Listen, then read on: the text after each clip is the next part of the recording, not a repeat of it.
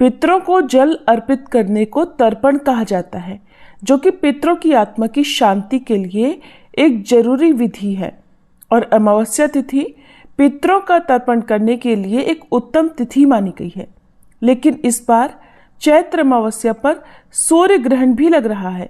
ऐसे में चलिए जानते हैं कि आप पितरों का किस समय तर्पण कर सकते हैं और अमावस्या का व्रत किस दिन रखा जाएगा, सूर्य ग्रहण कब से कब तक रहेगा और सूर्य ग्रहण का सूतक कब से लगेगा।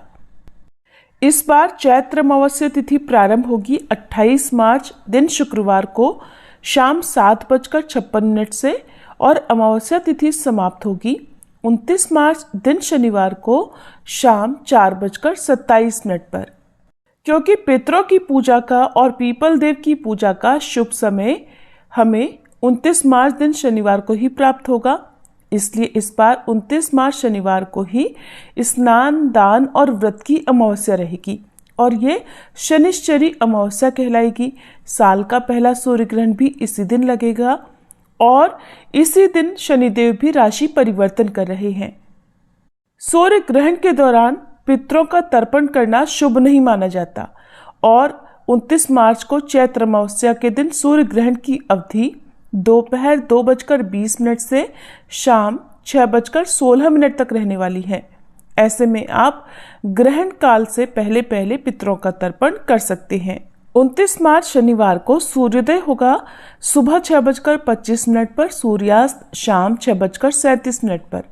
ब्रह्म मुहूर्त सुबह 4:48 से 5:36 तक रहेगा, जो कि सुबह स्नान करने के लिए, मंत्र जाप करने के लिए उत्तम रहेगा।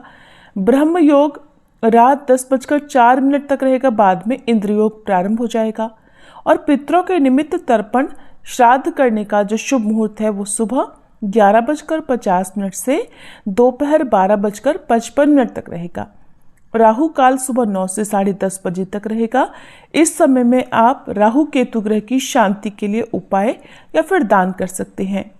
और सूर्य ग्रहण का सूतक काल 12 घंटे पहले प्रारंभ हो जाता है, जो कि शुक्रवार की मध्यरात्रि 2:20 से प्रारंभ हो जाएगा और ग्रहण की समाप्ति के साथ ही समाप्त भी होगा।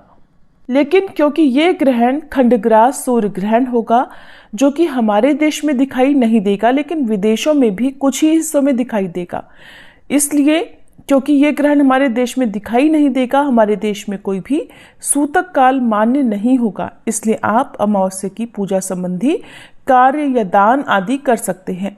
चैत्र अमावस्या के ठीक अगले दिन से ही चैत्र नवरात्रि का भी शुभारंभ होता है।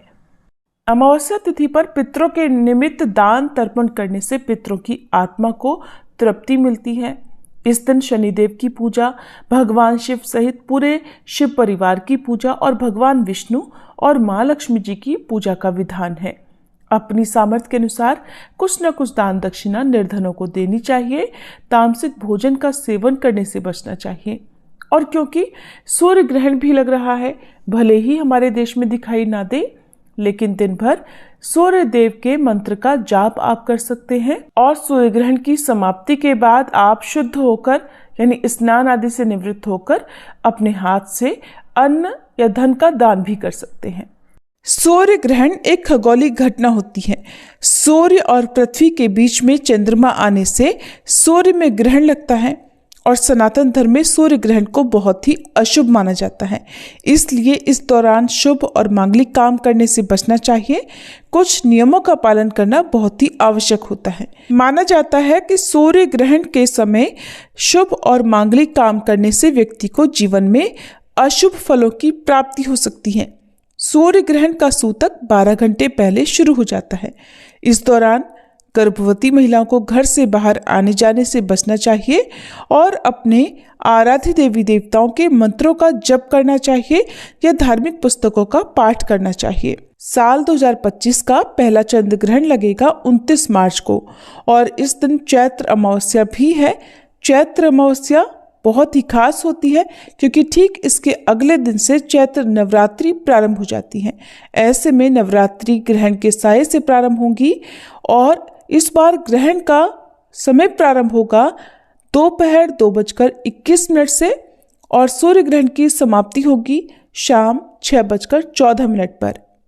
और ये ग्रहण Bermuda, Barbados, Denmark, Austria, Belgium, उत्तरी Brazil, Finland, Germany, France, Hungary, Ireland, Morocco, Greenland, Canada का पूर्वी भाग, इंग्लैंड और अमेरिका के पूर्वी क्षेत्र आदि जगहों में दिखाई देगा। ये एक आंशिक सूर्य ग्रहण होगा जो कि हमारे देश भारत में नज़र नहीं आएगा। और जब भारत में नज़र नहीं आएगा तो हमारे देश में न तो ग्रहण संबंधी और न ही सूतक काल संबंधी कोई भी नियम माने जाएंगे। इसलिए आप पूजा पाठ या जो भी काम करना चाहते हो वो इस दिन कर सकते हैं। सूर्य ग्रहण को डायरेक्ट नंगी आंखों से देखने पर ये आंखों की रोशनी को प्रभावित कर सकता है, जिससे आंखों की रोशनी कमज़ोर हो सकती है, बिल्कुल जा भी सकती है, या आपको आंखों संबंधी कोई रोग भी हो सकते हैं। इसलिए यदि आप सूर्य ग्रहण को देखने के इच्छुक हैं तो आपको दूरबीन, टेलीस्कोप की सहायता लेनी चाहिए, या फिर आप काले अंधेरे चश्मे का भी प्रयोग कर सकते हैं। कई बार लोगों का मानना यह होता है कि ग्रहण चाहे कहीं भी लग रहा हो, प्रकृति में उसका कुछ न कुछ नकारात्मक असर पड़ता ही है।